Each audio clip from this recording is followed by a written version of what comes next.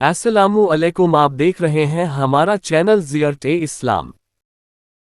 बंगाल वालों अगर बुरा नहीं माने तो एक बात अर्ज करूं हाथ जोड़ के, मस्जिदों के 2-2 करोड़ के मीनार बनाने की बजाय कोशिश करो कि वो 2-2 करोड़ गरीबों पे खर्च करो और उनको मजबूत करो। अगर हमारी कौम 10 साल में मजबूत हो गई तो 2 नहीं बल्कि 10 करोड़ के मीनार हम बना सकेंगे। इसलिए मेरी गुजारिश है, जलसों के खर्चे भी कम करो, शादियों के खर्चे भी कम करो और सब खर्चे कम करके अपनी कौम को मजबूत करो। हुजूर अलैहिस्सलाम इसीलिए तशरीफ लाए थे। तो दीनदार बनो, मालदार बनो और नंबर 3 एजुकेशन पे बहुत मेहनत करो। कोई भी जाहिल न रहे, कोई भी अनपढ़ न रहे। खूब खूब पढ़ाओ अपने बच्चों को। 10वीं 12वीं तक कभी मत रुकना, बल्कि अपने बच्चों को आईएएस बनाओ, आईपीएस बनाओ, डॉक्टर बनाओ, इंजीनियर बनाओ। डॉक्टर भी बीओएमएस वाला मत बनाओ, बल्कि एमडी और आला से आला डिग्री दिलाओ। अब आप कहेंगे मौलाना पैसे नहीं है। मैं आपसे कहता हूं, हर साल ईद पे नया कपड़ा न बनाना पड़े न बनाओ, धुले हुए कपड़ों पे ईद कर लो, लेकिन अपने बच्चों की तालीम पे खर्चा करो। इसी तरीके से किसी और जगह पर पैसे लगाने की बजाय 10 साल अगर इन 3 निकात पर आपने मेहनत कर दी, दीनदार बनो, मालदार बनो और एजुकेशन को आम करो, हर बंदे को पढ़ा लिखा बनाओ। आप कहेंगे मौलाना नौकरी नहीं मिलती। मैं कहता हूं, हम नौकरी के लिए नहीं पढ़ते, हम अच्छा इंसान बनने के लिए पढ़ते हैं। इसलिए कि पढ़े लिखे की तिजारत में अनपढ़ की तिजारत में फर्क है, पढ़े लिखे की गुफ्तगू में अनपढ़ की गुफ्तगू में फर्क है, पढ़े लिखे के उठने बैठने में अनपढ़ के उठने बैठने में फर्क है। देखो, आप ये नहीं कहता हूं कि आप सब अनपढ़ हो, लेकिन एक बात आपसे कहता हूं, महफिल में पढ़े लिखों का अंदाज और होता है, अनपढ़ लोगों का अंदाज और होता है। खाने में, पीने में, उठने में, बैठने में तालीम को आम करो।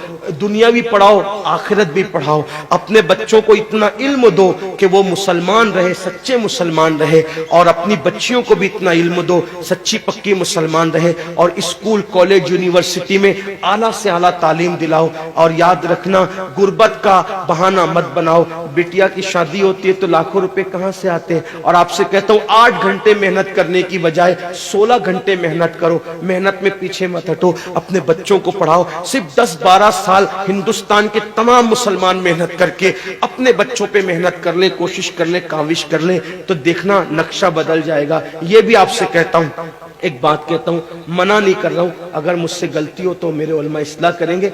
आप मेरी जात को देख के कबूल नहीं करना। बाप के चेहलुम पर 40 देग पकाने की बजाय 1 देग पकाओ। उन 40 देगों का खर्चा बचाकर किसी बच्चे की तालीम पर अपने बाप के इसाले सवाब के लिए खर्चा कर दो।